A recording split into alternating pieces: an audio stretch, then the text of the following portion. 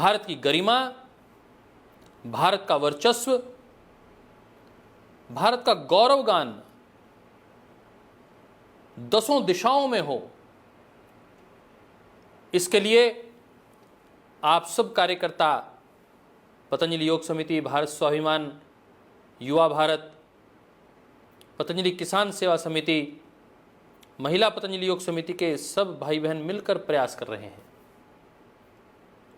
भारत किस प्रकार की विकट परिस्थितियों में से निकल रहा है, ये कोई आपसे अछूता या ऐसा विषय नहीं है जिसके विषय में आपको जानकारी ही ना हो। परम श्रद्धेय स्वामी जी महाराज के नेतृत्व में हम सब ने एक लड़ाई लड़ी भ्रष्टाचार मुक्त भारत की। एक आंदोलन किया हमने गंगा मैया को हर प्रकार के अवरोधों से मुक्त करने का, अविरल गंगा, निर्मल गंगा का नारा लेकर मां गंगा की रक्षा का संकल्प लेते हुए गंगा को राष्ट्रीय धरोहर घोषित किया। भारत सरकार ने 2008 के उस आंदोलन से हमारी ये यात्रा आरंभ हुई थी। आज 14 वर्ष हो चुके।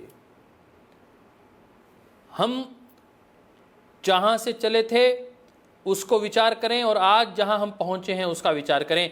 तो मैं आज आपके साथ उस बात को लेकर चर्चा करना चाहता हूं जो भारत की समस्याओं का मूल तत्व है। हमने गंगा जल की बात की, हमने भ्रष्टाचार मुक्त भारत की बात की, बेरोजगारी की बात की, लोकपाल बिल की बात की। उस सब के बीच में दोस्तों मित्रों जो सबसे बड़ी समस्या है वह है जनसंख्या। जनसंख्या इतनी विकराल रूप से बढ़ रही है जिसको लेकर आज नहीं तो कल हमें सोचना ही होगा। और इसके लिए केवल मुझे और आपको ही नहीं, मुझे और आपको अन्य लोगों को सोचने पर मजबूर करना होगा। केवल मुझे और आपको और आसपास के लोगों को ही चिंतित करने की आवश्यकता नहीं है, उनको संवेदनशील करने की भी आवश्यकता है और उनका संवेदना की शक्ति बढ़ाते हुए केंद्र और राज्य सरकारों पर उसका दबाव बनाने की भी आवश्यकता है। परम श्रद्धेय स्वामी जी महाराज, श्रद्धेय आचार्य श्री, जो स्वयं ब्रह्मचारी हैं और पूरी मानवता की सेवा का जिन्होंने संकल्प लिया है, योग की प्राणपन से जो निरंतर आयुर्वेद की, स्वदेशी की, भारतीय संस्कृति की, प्राकृतिक चिकित्सा की, वैदिक शिक्षा की जो निरंतर सेवा कर रहे हैं, उनके माध्यम से जो कार्य हो रहा है उस कार्य को हम आगे कैसे बढ़ा सकते हैं, आइए इस पर चिंतन करते हैं। मैं विचार कर रहा था आखिर क्या कारण है भारत में बौद्धिक क्षमता की कोई कमी तो है नहीं। भारत में गंगा यमुना इतनी भाखड़ा जैसा डैम है, यमुनोत्री गंगोत्री से निरंतर प्रवाहमान हो रही हमारी ये दिव्य माता स्वरूपा ये नदियाँ हैं। आखिर क्या कारण है भारत में, किस चीज़ की कमी है? बहुत अच्छे बड़े ऊंचे पहाड़ हैं, प्राकृतिक संपदा की कोई कमी नहीं है, हजारों किलोमीटर में फैले हुए हमारे वन उपवन हैं, हर प्रकार के खनिज मिलते हैं, हर प्रकार की धातुएं मिलती हैं। क्या कारण है आखिर भारत आर्थिक रूप से कमज़ोर क्यों दिखाई देता है? और श्रद्धेय स्वामी जी महाराज एक समृद्धशाली, एक वैभवशाली राष्ट्र की कल्पना कर रहे हैं। आखिर उसमें निश्चित रूप से स्वदेशी का मंत्र फूंकने से उसमें एक बड़ा उछाल आया है। लोगों ने इस बात को समझा है कि भारत की आर्थिक स्वाधीनता के लिए, आर्थिक रूप से आज़ादी के लिए हम स्वदेशी का पालन करें, यह निश्चित रूप से हमें मानना ही पड़ेगा। परंतु यह भी उतना ही बड़ा सत्य है दोस्तों मित्रों कि भारत को वैभवशाली बनाने में हमारी प्राकृतिक जो संसाधन है वो बहुत बड़ा रोल अदा करते हैं, बहुत बड़ी शक्ति का कारण बनते हैं। कमी कुछ नहीं है, फिर आखिर है क्या? फिर हम आगे क्यों नहीं बढ़ रहे? प्राकृतिक संसाधन सब कुछ हैं, बौद्धिक क्षमता बहुत कुछ है, तपस्या करने की आप सब भारत के लोग बहुत पुरुषार्थी भी हैं। फिर समस्या एक ही है कि सब चीज़ें आकर कम हो जाती हैं जब जनसंख्या विकराल रूप से आगे बढ़ जाती है। संसाधन सीमित हैं, वो नहीं बढ़ सकते। हमने पिछले 100 वर्षों में अपनी भूमि को खोया है, भूमि हमारी कम हो रही है, परंतु जनसंख्या निरंतर बढ़ रही है। यदि मैं यूं बात करूं, मोटे तौर पर आप इस बात को समझ लेंगे कि संपूर्ण विश्व की जो आबादी है लगभग 7 अरब से अधिक है और भारत की आबादी मात्र, यदि बात करें मात्र, तो 1.5 अरब है। आप चौंक जाएंगे कि हर 5वां व्यक्ति भारतीय है, हर 5वां व्यक्ति भारतीय। और पानी कितना है साहब? पूरी दुनिया का हमारे पास पीने का पानी मात्र 4% है, केवल मात्र 4%। मेरे दोस्तों मित्रों, 4% पीने का जल हमारे पास, और हमारे पास आबादी पूरी दुनिया की कितनी है? 20%। कितना बड़ा डिफरेंस है। अर्थात 20 लोग खड़े हैं और 4 गिलास पानी है। कितनी देर प्यास बुझाएंगे? चिंता का विषय यह है। मुझे उस वक्त इतनी ज़्यादा चिंता नहीं थी, ना उतनी समझ थी। 2008 में जब हमने यह गंगा मैया के लिए आंदोलन किया कि गंगा अविरल गंगा और निर्मल गंगा होनी चाहिए, आज जब मैं देख रहा हूँ कि संसाधन कम हो रहे हैं और ग्लोबल वार्मिंग बढ़ रही है, पानी बाढ़ के रूप में हमारे से संभाला ही नहीं जा रहा। पीने का पानी आ रहा है, बरसात बरस रही है, हम संभाल नहीं पा रहे। क्यों? क्योंकि अचानक बादल फट रहे हैं, ग्लेशियर अचानक टूट रहे हैं।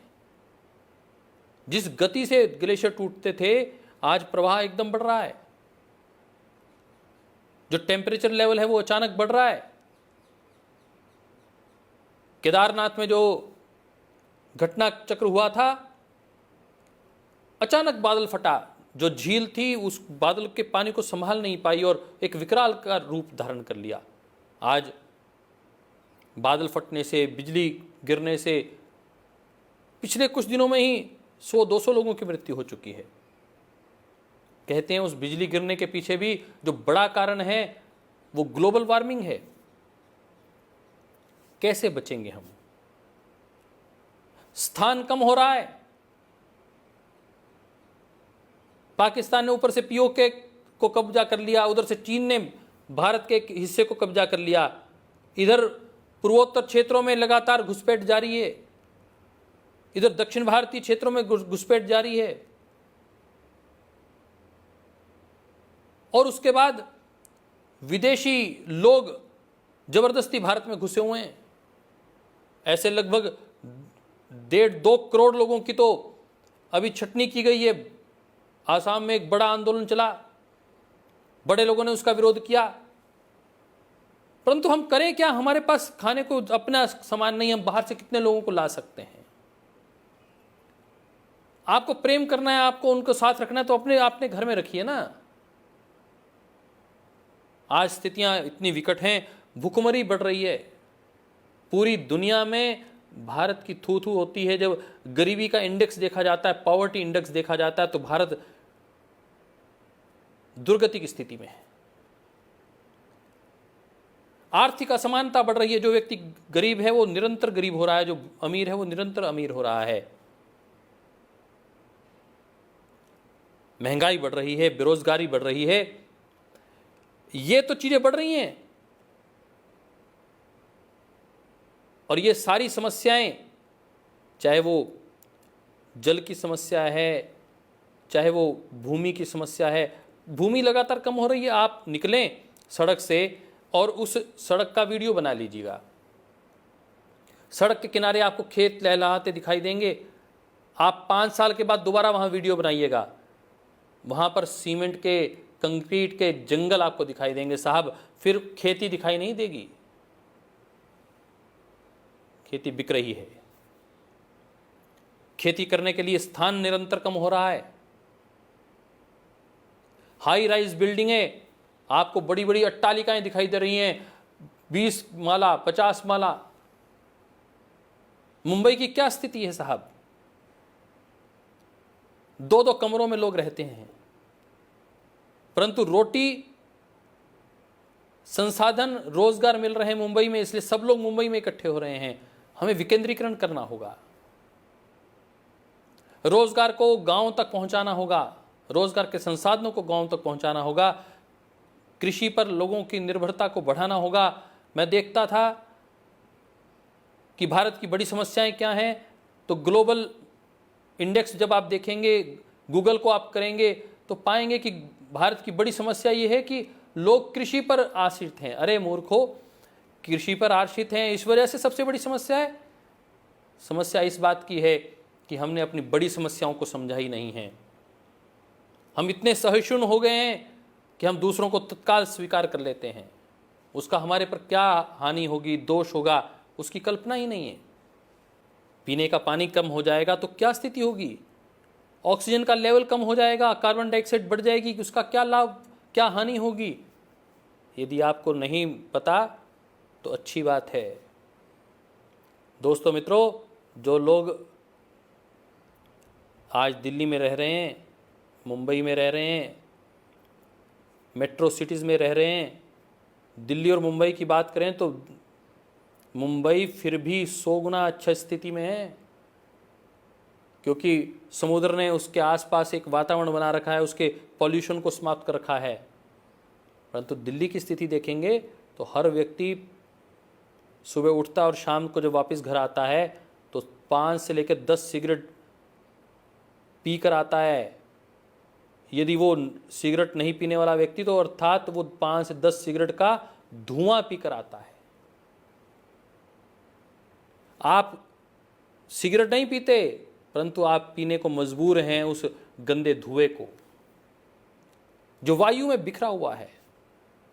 और रोग करने वाला, वो हमारे जीवन में कष्ट लाने वाला धुआं, वायु हम अंदर ले रहे हैं ना चाहते हुए भी।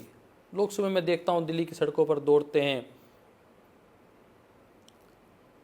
और बहुत से लोगों को मैं देखता हूँ कि उनके, मुझे ही याद है कि लगभग 15 साल पहले, मैं जब 10 साल पहले दिल्ली जाता था, तो दिल्ली जाकर यदि शाम को वापस आता था और मैंने रुमाल यदि ऐसे कर लिया तो सारा रुमाल काला हो जाता था, इतना पोल्यूशन था साहब। फिर सुप्रीम कोर्ट एक्टिव हुआ और माननीय सुप्रीम कोर्ट के एक्टिव होने से दिल्ली में सीएनजी गैस को तय कर दिया गया, डीजल के व्हीकल्स बंद कर दिए गए, 20 साल पुराने व्हीकल्स को बंद किया गया, 15 साल पुराने व्हीकल्स को बंद किया गया, तब जाके दिल्ली की पॉल्यूशन लेवल कम हुआ था। और आज फिर हम देखते हैं, दिल्ली तो हमारे सामने उदाहरण है, मेरे निकट है, आपके निकट, आप अपनी मेट्रोपॉलिटन सिटीज़ को देख लीजिएगा। आज आप कोशिश करते हैं कि मैं बहुत अच्छी बड़ी सिटी में आकर मकान लूं, वहाँ मेरा कोठी होनी चाहिए, वहाँ मेरा फ्लैट होना चाहिए। मैं आपसे दावे के साथ कह सकता हूँ, आने वाले दिनों में हम वहाँ पर मकान और फ्लैट लेंगे जहाँ पर पानी शुद्ध होगा, पानी मिलेगा और वहाँ पर वायु मिलेगी, वहाँ हम अपना मकान लेना पसंद करेंगे, परंतु वो जगह ही सीमित होगी। दोस्तों मित्रों, ये विकट समस्याएं हैं। भारत के स्वाभिमान को यदि जागृत करना है, भारत को समस्याओं से मुक्त करना है, भारत की गरीबी रेखा को कम करना है, भारत को आर्थिक रूप से संपन्न करना है, भारत को विश्व की महाशक्ति के रूप में स्थापित करना है, तो हमें इसका चिंतन करना ही होगा कि आखिर इसके मूल में, जड़ में क्या है। हम 2 रोटी कमाते हैं, अब 4 रोटी कमा लेंगे, 10 रोटी कमा लेंगे, परंतु कितने लोगों को खिलाएंगे। खाना तो हम कमा रहे हैं 2 गुना 4 गुना, परंतु संख्या बढ़ रही है कई गुना, 10-20 गुना। कैसे करेंगे। हम समझते थे कि अमेरिका में शायद बहुत पढ़े लिखे लोग होंगे, बहुत समझदार लोग होंगे, इसलिए अमेरिका बहुत आर्थिक संपन्न व्यक्ति, बहुत आर्थिक रूप से अग्रणी राष्ट्र है, शक्तिशाली राष्ट्र है। अब समझ में आता है कि क्या दिक्कत है, क्या समस्या आ रही है। रूस महाशक्ति के रूप में, चीन महाशक्ति के रूप में, फ्रांस, जर्मनी, इटली की हम बात करते हैं, मेडिकल के क्षेत्र में सबसे अग्रणी क्षेत्रों में इटली का नाम आता है। इतने इतने से देश हैं। जापान महाशक्ति है। अब आप देखेंगे कि एक तरफ चीन को देखूंगा मैं और एक तरफ जापान की बात करेंगे। जापान इतना सा देश है और चीन से लड़ लेता है। क्या कारण है? ईश्वर की महान कृति है ये पूरी प्रकृति। मैं देखता हूं जिनके पास रेत है, भगवान ने उस रेत के नीचे तेल के इतने टैंक दे रखे हैं कि अरब अमीरात वाले जो लोग हैं, दुबई, नॉर्थ ईस्ट के जो मिडल ईस्ट के जो लोग हैं, उस मिडल ईस्ट के लोगों के पास इतनी अपार धन संपदा है, उनको चारों ओर से 50 डिग्री से अधिक टेम्परेचर मिलता है। उन्होंने वहां पर नदी ला दी। किसके बल पर? तेल के पैसों के बल पर। यह है प्राकृतिक संसाधनों की कीमत। सारी दुनिया सिंगापुर, दुबई में घूमने के लिए जाती है। इतने बढ़िया मॉल दे दिए, इतना अच्छा एटमॉस्फेयर दे दिया। कैसे? उसके पीछे की कथा सुन लेते हैं। यूएस से अमेरिका हमसे 3 गुना बड़ा है, परंतु जनसंख्या 1/5वां हिस्सा हमसे। इसलिए अमेरिका हमसे आगे है, क्योंकि क्षेत्रफल बड़ा, रहने के लोग कम। हमारे पास क्या है? एक कमरा है, उस कमरे में रहने की संख्या, आवश्यकता कितनी थी? आवश्यकता थी 40 लोगों की, परंतु लोग कितने बैठे हुए हैं? 150। भारत को यदि ग्रो करना है तो भारत की जनसंख्या 40 नहीं तो 60 तक आ जाए, परंतु लगभग 2.5 गुना लोग इस वक्त भारत में रह रहे हैं। और वहां इसलिए सांस नहीं आ रही भारत को, इसलिए भारत इतना आगे बढ़ता है, फिर पीछे रह जाता है, फिर आगे बढ़ता है, फिर पीछे हो जाता है। क्या कारण है? और वहां कमरा है 50 लोगों का और आदमी है वहां पर 10, 5 गुना। रूस देख लो, हमसे 5 गुना, और जनसंख्या हमसे 1/9 हिस्से, 1/9 हिस्से, 15 करोड़ मात्र रूस। और आज हम रूस से बड़े बड़े मिसाइल को, जो मिसाइलें छूटती हैं उनको रोकने वाले जो सिस्टम में हैं, जिसकी आज बहुत चर्चा है, उस मिसाइल सिस्टम को कहां से खरीदते हैं? रूस से। विमान हम खरीदते हैं राफेल, फ्रांस से। इतना सा देश, इतना सा देश, भारत उनसे खरीद रहा है। क्यों? क्योंकि हम अपने नागरिकों को ना अच्छी शिक्षा दे पाते हैं, ना उनके स्वास्थ्य की चिंता कर पाते हैं। हमारे पास लोग कम हो, हम उनकी शिक्षा अच्छी कर पाएंगे, उनको इंफ्रास्ट्रक्चर दे पाएंगे, उनको अनुसंधान करने के लिए। आज हमारे पास बेसिक पढ़ाई करने की चिंता करने की दिक्कत है, हम अनुसंधान के लिए पैसे कहाँ से दें? हमें प्राइमरी सेकेंडरी क्लास में बच्चों को पढ़ाने की समस्या है, हम उनको एक्सपेरिमेंट करने के लिए पैसे कहाँ से दे देंगे? ये समस्या आ रही है। प्रधानमंत्री महोदय कह तो रहे हैं कि अनुसंधान को आगे बढ़ाएं। मैं पूछना चाहूँगा आयुष मंत्रालय से,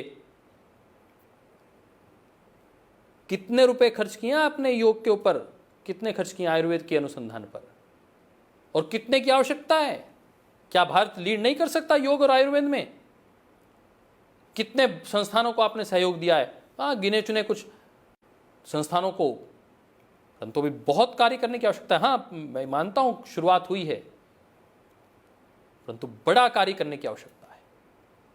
हम बात करें चीन की, चीन में 144 करोड़ लोग हैं और भारत में 138 करोड़ लोग हैं। 6 करोड़ लोग ज़्यादा हैं बस चीन में, परंतु चीन का क्षेत्रफल हमसे 3 गुना है, 3 गुना।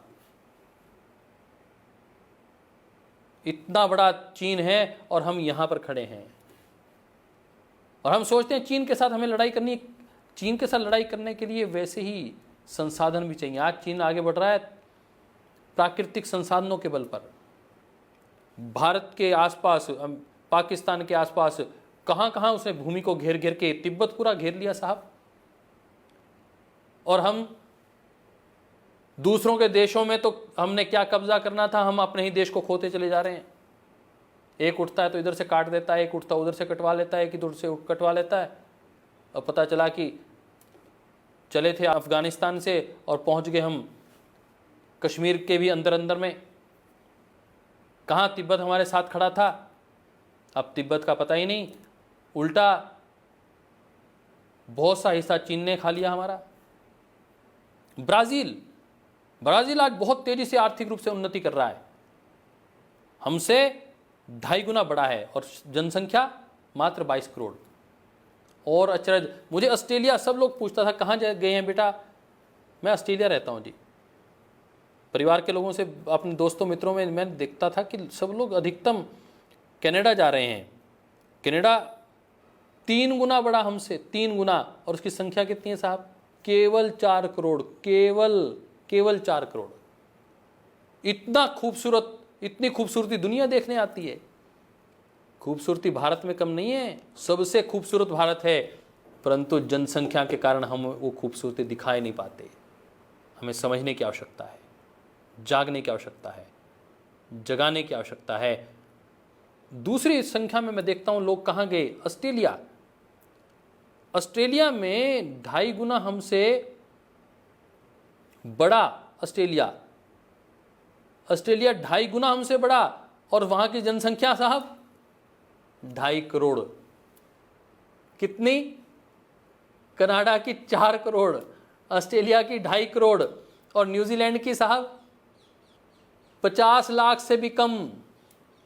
न्यूजीलैंड आज वो देश है जो जनसंख्या के दृष्टिकोण से 50 लाख से भी कम होने के कारण सबसे अच्छी वायु यदि कहीं है,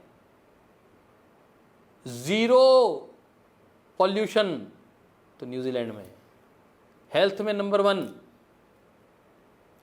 इंफ्रास्ट्रक्चर में नंबर 1, न्यूजीलैंड ग्रो कर रहा है। आज एक आइडियल राष्ट्रों के रूप में हमें न्यूजीलैंड और इजराइल दिखाई देते हैं। दुनिया के लोग भाग रहे हैं न्यूजीलैंड जाने के लिए, वहां की नागरिकता पाने के लिए। क्यों? क्योंकि रहने का स्थान इतना है, लोग इतने से हैं। अपने आप बेरोजगारी रहेगी नहीं, संसाधन उपयुक्त तो होंगे, वायु बहुत अच्छी होगी, पीने का पानी बहुत अच्छा होगा। हमें ध्यान रखने की आवश्यकता है। मैं तो इस विषय पर आपका ध्यान इसलिए आकृष्ट करवाना चाहता हूं कि वह न्यूजीलैंड जिसमें 9 मिनट में एक बच्चा पैदा होता है, सोचने की आवश्यकता यह है। और भारत में 1 मिनट में 48 से 51 बच्चे पैदा होते हैं। कितना बड़ा अंतर है साहब। 9 मिनट में भारत में तो लगभग पैदा हो रहे हैं 450 बच्चे, और न्यूजीलैंड में 1, 450 बराबर में 1। कहां उन्नति होगी साहब। संसाधन मान लिया 10 रुपए ही हैं, और एक तरफ खाने वाला एक व्यक्ति है, और एक तरफ खाने वाले कितने लोग हैं? 450। समझने की आवश्यकता है। हर रोज ये जनसंख्या की महामारी बढ़ रही है, विकराल रूप धारण कर रही है, हमें ये समझना होगा। मैं आपसे सिर्फ इतना ही आपकी और आपकी संवेदना को जागृत करना चाहता हूं। आपकी चेतना जागृत हो चुकी है, चेतना के स्तर पर आप ऊपर पहुंच चुके हैं, आप संवेदनशील हो चुके हैं। जो योगी होता है वो बहुत संवेदनशील होता है, वो बहुत चेतना के उच्च स्तर पर रहता है, और आप हर व्यक्ति की पीड़ा को अपनी पीड़ा समझते हैं। आपके अंदर इतनी करुणा रहती है।